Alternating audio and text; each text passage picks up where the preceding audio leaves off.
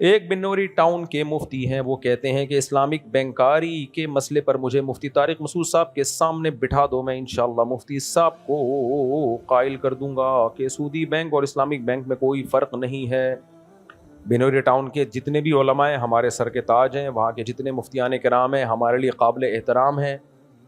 اور رہا یہ مسئلہ کہ سامنے بٹھا دو، تو بنوری ٹاؤن کے تو پورے علماء کی پینل کی ایک کتاب چھپی ہے، پورے علماء کے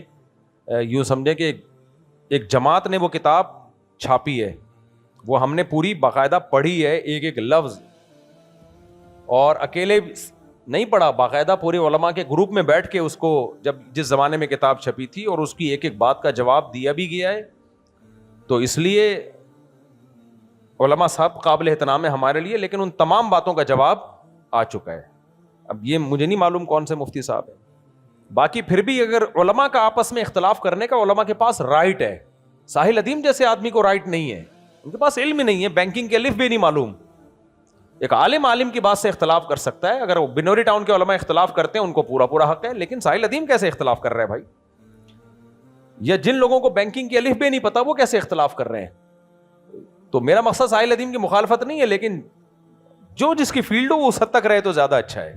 اس سے آگے بڑھیں گے تو پھر مسئلہ خراب ہوگا۔